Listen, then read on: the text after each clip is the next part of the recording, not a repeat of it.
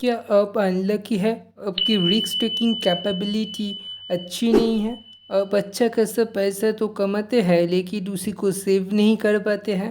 यदि आप जानना चाहते हैं कि पैसे कैसे कम करते हैं और उसी को स्मार्टली इन्वेस्ट करके बिलीनियर बनना चाहते हैं तो ये वीडियो आपके लिए ही है। तो चलिए बिना देर करके वीडियो को स्टार्ट करते हैं। अब सभी का स्वागत करता हूँ हमारे यूट्यूब परिवार में। आज हम लोग the psychology of money by Morgan Housel के किताब के बारे में डिस्कस करने जा रहे हैं।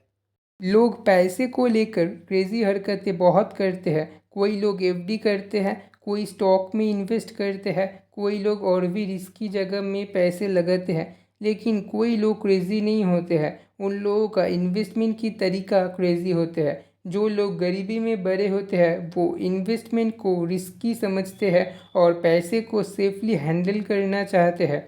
लेकिन एक वेल्दी पर्सन ऐसे सोचते नहीं हैं। जो इंसान हाई इन्फ्लेशन के समय बड़े हुए हैं उनकी सोच लो इन्फ्लेशन के समय बड़े हुए इंसान की सोच से अलग होते हैं। ऑस्ट्रेलियन जो 30 साल से रिसेशन नहीं देखी है उनकी सोच एक अमेरिकन से अलग होगी। ऑथर मॉर्गन हाउसल भी एक अमीर फैमिली में पैदा हुए थे और उनको इकोनॉमिक क्राइसिस के बारे में पता नहीं चला जब तक ना उन्होंने हार्वर्ड यूनिवर्सिटी में पढ़ने के लिए आया। माइकल बेटनिक नाम के एक इन्वेस्टर ने भी कहा है, some lessons have to be experienced before they can be understood. Americans movies, video games, music, sporting events, books से मिलाकर जितना पैसा खर्च करते हैं उससे बहुत गुना ज़्यादा पैसा लॉटरी टिकट्स खरीदने में वेस्ट करते हैं। और ये हम सिर्फ अमेरिका में ही नहीं पूरे वर्ल्ड में ही गरीब लोग ही ये लॉटरी टिकट्स खरीदते हैं। वर्ल्ड वॉर टू में पहले तक अमेरिकन्स मरने से पहले तक काम करते थे लेकिन एट प्रेजेंट सिर्फ 22% लोग ही करते हैं। लक और रिस्क सिबलिंग्स है। एक चीज़ पाने के लिए आपको दूसरी चीज़ झेलना ही होगा। प्रोफेसर स्कॉट गैलोवे एक बात हमेशा कहते हैं, नथिंग इज एज गुड और as bad as it seems. Bill Gates जितना बड़े आदमी बने हैं क्योंकि उनके पास रिसोर्स बहुत पहले से ही आ गए थे। उन्होंने जिस स्कूल में पढ़ते थे उसी स्कूल वर्ल्ड का one of the best school था जहाँ पर कंप्यूटर की फैसिलिटी अवेलेबल थी। और आज हम सब लोग बिल गेट्स को माइक्रोसॉफ्ट की फाउंडर के रूप से पहचानते हैं। एक अच्छी ज़िंदगी गुजरने के लिए पैसे बहुत ज़रूरी चीज़ होते हैं लेकिन बहुत ऐसे लोग होते हैं जो बहुत पैसे कमाने के बाद भी खुश नहीं होते हैं।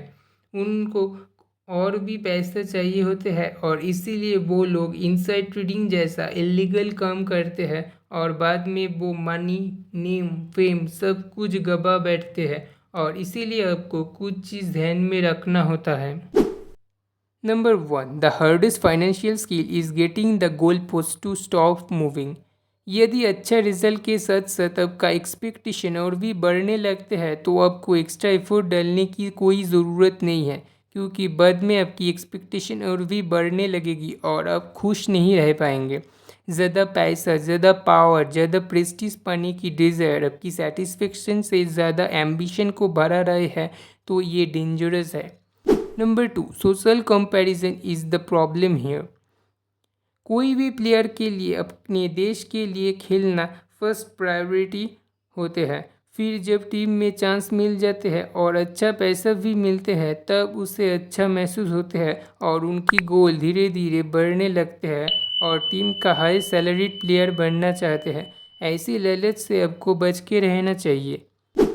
Number 3, enough is not too little. अब जितना पैसा कमाने से संतुष्ट है वो बहुत कम अमाउंट नहीं होते हैं। आपको लगते हैं वो कम है क्योंकि आप दूसरे लोगों को और भी ज़्यादा पैसा कमाते देखते हो और उनकी लग्जरियस लाइफस्टाइल देखकर आप भी उसी लाइफ लीड करना चाहते हो। Number 4, there are many things never worth risking no matter the potential gain. कभी भी आपको आपकी reputation, freedom, independence, family, friends, happiness इन सभी चीज़ों से कंप्रोमाइज़ करनी नहीं चाहिए, चाहे आपको कितना भी ज़्यादा पोटेंशियल गेन मिले, क्योंकि ये सभी चीज़ इनवैल्यूएबल है।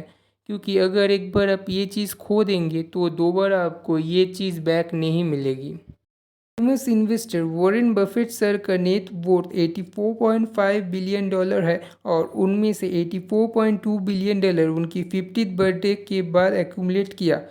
$81.5 बिलियन मिड 60s में एक्वायर्ड किया। ऐसे ही हमें कंपाउंडिंग की पता लगा सकते हैं।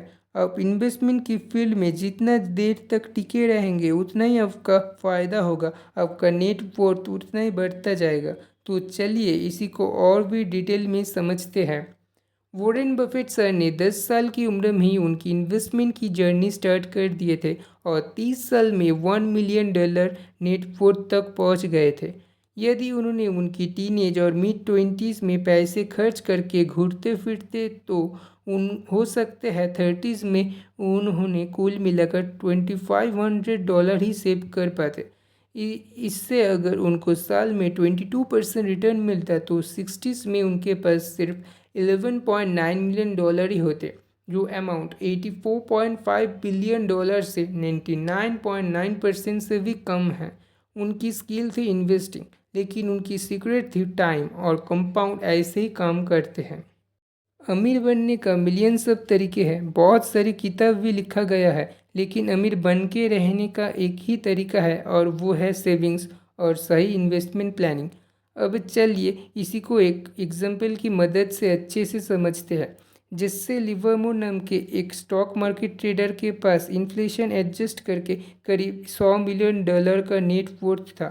फिर आया 1929 की क्रैश की समय, जिस दिन लोगों का बहुत सारा पैसा स्टॉक मार्केट से गायब हो गया, लेकिन उसी दिन उन्होंने शेयर्स को शॉर्ट किए थे, यानी कि पहले शेयर्स को बेच दिए थे और बाद में खरीदे थे, और इसी से उनकी एक दिन में ही $3 बिलियन का पोर्टफोलियो बन गया और वो वर्ल्ड का one of the wealthy trader बन गए। अब्राहम जर्मन स्काई नाम के एक multi million real estate developer 1920s में बहुत पैसा कमाया और बूम इकोनॉमी को देखते हुए शेयर मार्केट में बहुत सारी पैसा इन्वेस्ट किया और क्रैश मार्केट से उनकी सारा पैसा डूब गया और वो खुद की जान ले ली। लिवरमोर ने इतनी सारी पैसा कमाने के बाद ओवर कॉन्फिडेंस में बड़े बड़े बेट करते गए, फिर डेट में भी फंस गए और 4 साल बाद 1933 में स्टॉक मार्केट में सब कुछ खो दिए और बाद में वो भी खुद की जान ले ली। लिवरमोर और जर्मन स्काई दोनों ही बहुत अमीर थे। अमीर बनने का तरीका भी पता था, लेकिन अमीर बन के रहने की टेक्निक नहीं। पैसे कमाने के लिए आपको रिस्क लेनी पड़ती है, ऑप्टिमिस्टिक बनना पड़ता है, लेकिन पैसे को अपने पास रखने के लिए रिस्क का अपोजिट काम करना पड़ता है। इसके लिए आपके पास थोड़ा पैसा खोने का डर होनी चाहिए। आप 50% गलत कर सकते हो, लेकिन बाकी 50% में भी आप बहुत मुनाफा कमा सकते हो। यदि आप लॉन्ग टर्म के लिए इन्वेस्ट करेंगे तो आपका हर साल हर महीना मुनाफा नहीं होगा, लेकिन लॉन्ग टर्म में जाकर वो आपके लिए प्रॉफिटेबल होगा और आप बहुत मुनाफा कमाएंगे। यदि आप सुबह उठने के बाद ये बात को बिलीव करते हैं कि आप जो चाहते हैं आप वही चीज़ कर सकते हैं तो आप बहुत अमीर हैं। लोग हैप्पीनेस पाने के लिए अमीर बनना चाहते हैं। हैप्पीनेस एक कॉम्प्लिकेटेड सब्जेक्ट है और सभी के लिए इसका डेफिनेशन अलग होते हैं, लेकिन हैप्पीनेस का एक कॉमन डेफिनेशन बोला जाए तो लोग खुद की ज़िंदगी कंट्रोल करना चाहते हैं। आप क्या चाहते हैं, कब चाहते हैं, किसके साथ चाहते हैं, कितनी देर तक चाहते हैं, ये सब चीज़ का फ्रीडम आपके पास होना आखिरकार मैटर करता है और पैसा आपको ये फ्रीडम पाने में मदद करते हैं।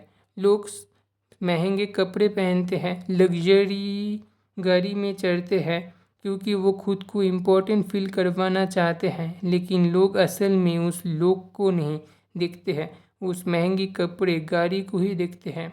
वेल को अगर आप लोगों को दिखाने के लिए खर्च करेंगे तो आप बहुत जल्द ही गरीब बनने के लिए तैयार रहना, क्योंकि आजकल लोग खुद को अमीर प्रूव करने के लिए लोन लेकर घर गाड़ी खरीदते हैं और बाद में डेब्ट में फंस जाते हैं और इस चीज़ से बाहर नहीं निकल पाते हैं। आपको मनी सेव करने के ऊपर ध्यान देनी चाहिए और इंटरेस्ट रेट भी देखनी चाहिए। यदि आपकी पैसा 10% पर एनम की रेट से कॉन्स्टेंटली ग्रो कर रहे हैं तो वो अच्छा रिटर्न माना जाएगा rather than 14% annum inconsistent return से। जब भी आप फाइनेंशियल डिसीजन लेंगे तब आपको रीज़नेबल होकर सोचना है, क्योंकि लॉन्ग टर्म में आपके लिए यही काम आएगी, रैशनल थिंकिंग काम नहीं आएगी। लोग इन्वेस्टमेंट में को हार्ड साइंस समझते हैं, लेकिन ये ऐसा नहीं है। जब कुछ लोग लिमिटेड चीज़ पढ़ के इम्परफेक्ट डिसीजन लेते हैं तब वो हार्ड बन जाते हैं। इवन स्मार्ट पीपल भी नर्वस, ग्रीडी, पैरानॉइड बन जाते हैं। रिचर्ड फीनमैन, एक महान फिजिसिस्ट, एक बार कहा, यदि इलेक्ट्रॉन का फीलिंग होता तो फिजिक्स बहुत टफ सब्जेक्ट बन जाता।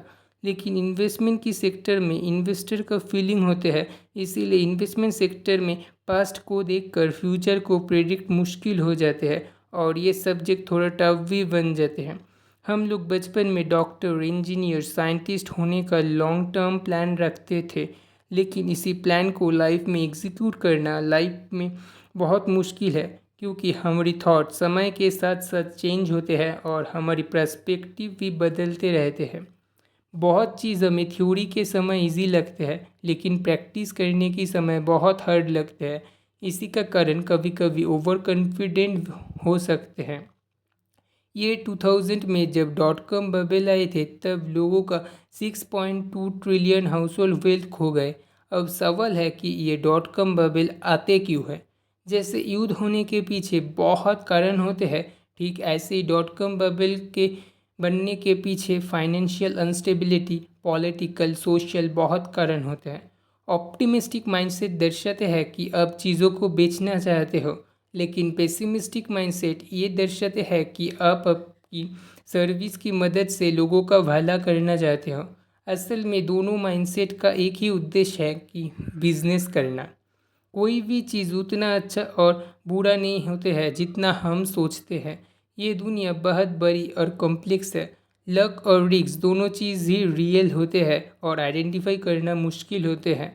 आप लक और रिस्क की पावर को रेस्पेक्ट करिए सो दैट आप असली चीज़ों को कंट्रोल कर पाएंगे। इससे आपको राइट रोल मॉडल भी मिलेगा। आपका ईगो जितना कम होगा वेल्थ उतना ही ज़्यादा होगा। आपकी इनकम से ईगो को हटाने के बाद जो बचते हैं वही होते हैं आपका सेविंग्स। आप अपने पैसे को जितना यूटिलाइजली इन्वेस्ट करेंगे और कम खर्च करेंगे, आपकी सेविंग्स उतना ही बढ़ता जाएगा। तो आज के लिए द साइकोलॉजी ऑफ मनी किताब की डिस्कशन यहाँ पर ही ख़त्म करते हैं। आप जुड़े रहिए हमारे साथ ऐसी नए नए किताब की समरी वीडियो देखने के लिए। अगर ये वीडियो अच्छा लगा तो लाइक ज़रूर करना। चैनल को अभी तक सब्सक्राइब नहीं किए हैं तो सब्सक्राइब ज़रूर करना। फ्रेंड्स और फैमिली के साथ भी ये वीडियो ज़रूर शेयर करना। Till then, bye bye.